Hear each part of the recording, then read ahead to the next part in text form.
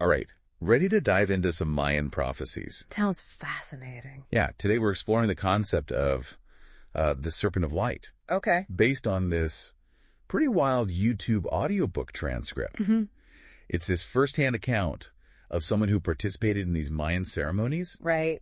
And they think they witnessed the awakening of this like powerful earth energy. Interesting. So we're going to try to like break this down and figure out what exactly is this Serpent of Light and what it means for us. Yeah. Okay, so to start off, the source material compares this Serpent of Light to the Kundalini energy. Oh, interesting. Are you familiar with that concept at all? Oh, yeah, I am. Okay. Kundalini in a lot of cultures is this potent energy. Mm-hmm. And it's kind of dormant, right? Mm-hmm. Coiled at the base of your spine. Like untapped potential just waiting to be unleashed. Oh, I like that. And when it awakens, it's supposed to trigger a huge spiritual transformation. Okay, and that's like the parallel that this source is drawing here. Seems like it. Yeah, okay. Yeah. So the source is claiming that the Maya, they actually predicted this serpent awakening back in 2001. Okay. And they even held this like massive ceremony in Guatemala, bringing together like hundreds of different tribes to help guide the serpent's movement. Interesting. So, and the narrator actually participated in the ceremony. Yeah, they did. Whoa. And they describe using this technique called Merkaba meditation to like help the Serpent of Light navigate this crucial point. Okay. The Panama Canal. Wow. So visualizing this massive earth energy being guided by hundreds of people. Right. That's quite an image. It is. Yeah. Okay, but like where does the serpent go from there? Well, from there, the serpent travels through South America. Okay. And eventually settles in the Andes Mountains of Chile. Oh, wow. The Andes. Yeah. And they suggest that this region is going to become like a new spiritual center similar to Tibet or India, where these enlightened teachers will emerge. That's a pretty bold prediction. It is. But it's interesting because that region has such a rich history of spiritual practices and ancient civilizations. Yeah, the Andes have always been seen as sacred by indigenous cultures. Mm-hmm. Powerful energy centers, you know, places where that veil between the physical and spiritual worlds is thin. Yeah, that definitely aligns with the prediction. Right. Okay, so we've got this Serpent of Light awakening and settling in this powerful region. Mm-hmm. But what about the narrator? Yeah. What's their role in this whole thing? Well, that's where things get even more interesting. Right. Because the narrator is then guided to bury these specially programmed crystals at 8 different Mayan temples. Wow. In the Yucatan Peninsula. And they say that the purpose is to like heal and re-energize this thing called the Unity Consciousness Grid. Wait, Unity Consciousness Grid? Yeah. That sounds like a whole other topic. It is. Yeah. But basically it's this concept, you know, in different spiritual traditions that suggests this interconnected network of energy linking all living beings. So think of it like the Earth's energy meridians or Lili lines. Okay. The source claims that these crystals can like amplify and direct energy, influencing this grid for like the betterment of humanity. Interesting. And they buried these crystals at these Mayan temples. They did. Okay. And were these sites chosen like randomly or was there like a reason? No, the source material says that each temple was carefully chosen for its own unique energy signature. They relied on intuition, premonitions. Wow. Even like encounters with spirit guides to locate the right burial spots. That sounds like an adventure. It does. Yeah. Any particularly memorable moments from their temple hopping? Well, at the Oxmal Temple, there's this giant pendulum that suddenly buries itself in the ground. What? Yeah, and they saw this as a sign to be more receptive to the subtle energies. It makes me think about these crystals and grids, you know? Yeah. Are they just like energetic phenomena? Right. Or are they like metaphors for something deeper? Something within us? Yeah, that's a good question. Yeah. What else stands out to you about their experiences at these temples? Well, it's interesting how they describe the architecture and the energy of each temple in relation to different chakras. Okay. Like, for example, they call Chichen Itza the entryway into the human heart, suggesting it holds a key to, like, unlocking deeper levels of compassion and understanding. So it's like the physical structures are gateways to different aspects of consciousness. Exactly. And at each temple, they also encountered these Mayan spirits. They did. These ancient beings who shared insights and guidance. Oh, wow. They described these encounters with like respect and reverence, acknowledging that Mayan belief in the continuity of spirit and the importance of honoring their ancestors. So it's like the past and present are merging. Yeah. Offering guidance support for their mission. Exactly. Okay. And did they offer any specifics? Well, at the Kahunlik temple, they discovered these red clay tubes sticking out of the ground. Interesting. And they thought they were like breathing tubes. Breathing tubes, yeah, for interior spaces. Okay. But later they learned that the entire hill is actually a hidden pyramid. Oh, wow. Okay, a hidden pyramid. Yeah. Maybe like a network of energy and knowledge. Could be. Lying dormant beneath the surface. Yeah. Okay, any other temples stand out to you? Well, the source material highlights Palenque as like the capital of the pineal chakra. The third eye. Exactly, the third eye. Intuition and spiritual insight. Exactly. And it's said that this temple activates that potential in us. Wow. Helping us perceive beyond the physical realm. So if each temple represents a different chakra or aspect of consciousness. What does that tell us about their journey? Well, it suggests their mission wasn't just about burying crystals, but about integrating these different aspects of consciousness within themselves. Okay. Their experiences at each temple probably served as a catalyst for growth and transformation. Yeah, that's an interesting perspective. Yeah. So this is all intertwining personal transformation with this larger mission to influence the unity consciousness grid. Did they face any, like, challenges along the way? Oh, absolutely. They talk about encountering both positive and negative energies at certain sites, so it wasn't always smooth sailing. Right. For example, they describe this really unsettling experience at a cenote. Oh, what's a cenote? A cenote is a sacred sinkhole that the Maya often used for rituals and offerings. Okay. And they witnessed this woman fall into a trance and behave really erratically. Wow. And they saw that as a sign of a darker energy at play. Oh, interesting. So then they performed these ceremonies at 3 specific temples. Okay. To address and transmute these shadow aspects of, like, their collective consciousness. So it sounds like they were confronting their own inner demons as much as they were working with the energy of these ancient sites. Precisely. That's powerful. And this theme of like facing and transmuting these shadow aspects seems to be recurring throughout their journey. Yeah. It suggests that real transformation requires acknowledging and integrating these darker aspects of ourselves. Not just focusing on the light. Exactly. That's a good takeaway. Right. Okay, so they navigated these challenges, integrated these different aspects of consciousness, and buried all 8 crystals. Right. So what happens next? Well, their journey doesn't end in the Yucatan. Really? In fact, it takes this unexpected turn. Okay. Leading them to another continent. Yeah, and another set of ancient prophecies. Okay, I'm intrigued. Where are they headed next? You'll have to join us for part 2 to find out. Oh, all right. Stay tuned. All right, so the last time we left off, our narrator just finished up their mission in the Yucatan, burying those crystals at the 8 Mayan temples. But their journey takes this unexpected turn. It does. Leading them to a whole new continent. Yeah. So where do they end up, and what's the connection to the Serpent of Light?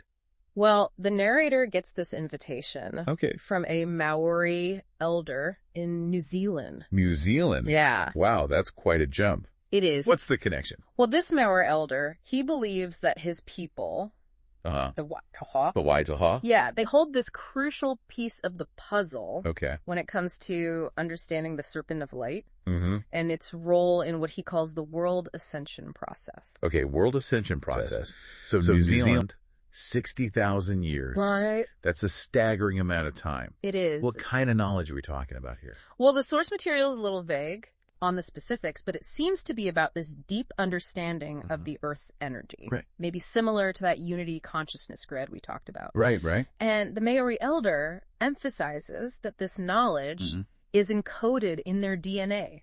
Wow. Passed down through generations. Okay, so we're talking about a really ancient wisdom tradition. Very ancient. Did the narrator actually go to New Zealand? They did. Okay. And when they got there, they were greeted by this group of Maori elders, including a man named Walesi. Walesi. Yeah, and the narrator claims to recognize him from a previous encounter in a higher dimension. Hold on, a higher dimension. Yeah. This is getting pretty mystical. It is. Okay, what was the purpose of this meeting with the Maori elders? Well, the Maori elders, especially Walesi, they believed that the Pacific Ocean cultures, some of the oldest on Earth, they hold this deep understanding of the Serpent of Light and its influence on human consciousness. They saw the narrator's arrival as like part of this larger movement. A gathering of souls from all over the world. Wow. Drawn to New Zealand to participate in a ceremony. A ceremony? What kind of ceremony? The source material describes it as this multi-day event. Held at a sacred site on the North Island. The purpose was to usher in this new era of peace and harmony. Healing the wounds of the past. Wow. And embracing this new way of being based on love, compassion, and interconnectedness. Feels like they were trying to like tap into that transformative potential of the Serpent of Light on a global scale. It does seem that way. And did the narrator participate in this ceremony? They did, and they describe having these profound visions and experiencing a really deep sense of interconnectedness with all beings. They saw the earth bathed in light. Wow. And felt this wave of healing energy sweep across the planet. That's powerful. It sounds like it was a powerful experience. Yeah, it does. Okay, did the Maui elders offer any insights into how this new world might actually come about? Well, they emphasized reconnecting with nature. Honoring the wisdom of indigenous cultures and embracing a more feminine way of being. Okay, what do you mean by that? One that's based on intuition, compassion, and collaboration. So those themes seem to echo what the narrator experienced in the Yucatan. With the Mayan temples. It's like these different cultures are pointing toward a similar path of healing and transformation. Did they think that this shift would happen overnight? They stressed that it wouldn't.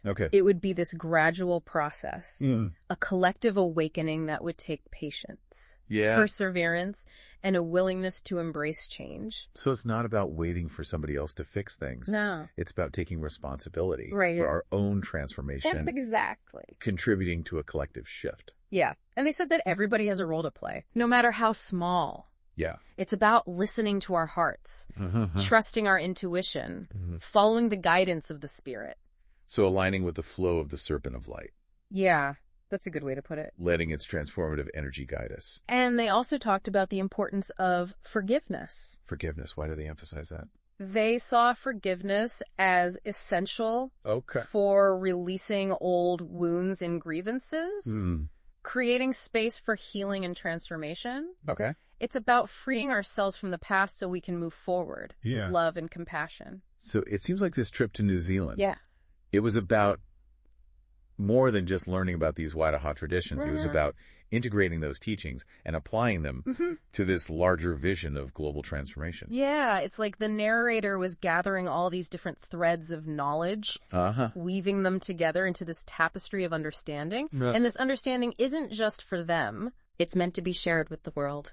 And it's fascinating how the Serpent of Light seems to be the connecting thread. Yeah. Weaving together these ancient cultures and their wisdom. Definitely. But the journey isn't over yet, is it? Not quite. The narrator is called Back to the Americas. Back to the Americas. Yeah. Drawn to a place that's deeply connected to the Serpent of Light's energy. Okay, I am definitely intrigued. What awaits them there? We'll have to dive into that in the final part of our deep dive. All right, stay with us.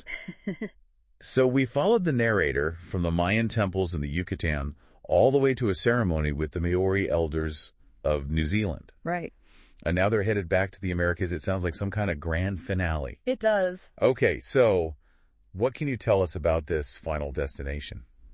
Well, the source material doesn't say the exact location.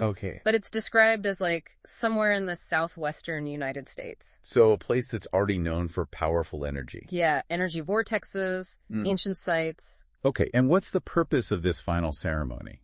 Is it connected to the Serpent of Light? Yeah, it seems to be about like fully anchoring the Serpent of Light's energy into the earth, allowing its power to like radiate outwards and influence the collective consciousness. So they're really trying to bring everything together. Yeah. All the wisdom and experience they gathered along the way. It's like the culmination of their journey. The culmination. Yeah, it sounds like they're bringing together all these different traditions. Right. Mayan, Incan, Maori. To facilitate a global shift in consciousness. Is that what you're getting at? Yeah. And what's really interesting is that for this ceremony, the narrator's not alone. Oh. They're joined by this group of indigenous elders from various tribes. Wow, so it's like all these different lineages are coming together. It is. To support this global shift. It's a really powerful image of unity. Yeah, it really is. It suggests that the shift isn't about just one culture. It's about like recognizing the interconnectedness of all beings. Yeah, working together. Working together. Okay, so we have this diverse group of elders gathering for this multi-day ceremony to anchor the Serpent of Light's energy. What actually happens during this ceremony? What do they say? Well, the narrator talks about having these really profound visions, experiencing a merging of worlds, and just a really deep sense of interconnectedness. They saw the earth bathed in light. Wow. And felt this like wave of healing energy sweep across the planet. Okay, so it sounds like a pretty transformative experience. It does. Like a glimpse into the world that the Serpent of Light is helping to create? Yeah, exactly. Did they offer any insights into what this new world would actually look like? Well, the source material mostly focuses on the feeling, the energetic shift. Okay. You know, they emphasize that this ceremony wasn't just about personal transformation. It was about activating a change in the collective consciousness. So they're planting the seeds for this brighter future. This future where humanity is more aligned with the energy of the Serpent of Light. Exactly. But the narrator's journey ends here, right? Yeah, this final ceremony is like the culmination of their travels. Okay. But their story ends with this message of hope. And empowerment. Okay. It's a call to action for all of us to embrace our role as co-creators of a better world. So we're not just passive observers. Right. We have the power to change things. We do. We can choose to align with this energy and contribute to creating a more beautiful world. It's fascinating how all these traditions, from the Maya to the Maori, seem to point toward a similar vision of the future. Yeah. A future where we awaken to our true potential and create a world based on harmony and connection. It's a powerful message. It is. And the idea of personal responsibility really stands out to me. Yeah, me too. It's not about waiting for someone else to fix things. Right. It's about each of us doing our part. Exactly. To make the world a better place. Yeah. Yeah, and that's what's so inspiring about this whole story. I agree. So what can our listener take away from all this? Well, maybe it sparked their curiosity about ancient prophecies or earth energies. Yeah. Maybe they feel called to connect more with nature or to explore their own potential. Yeah, I think no matter what resonates with them, I think they should follow that thread. Exactly. Dive deeper into the mysteries, connect with like-minded people. Yeah. Embrace their role in creating a brighter future. Well said.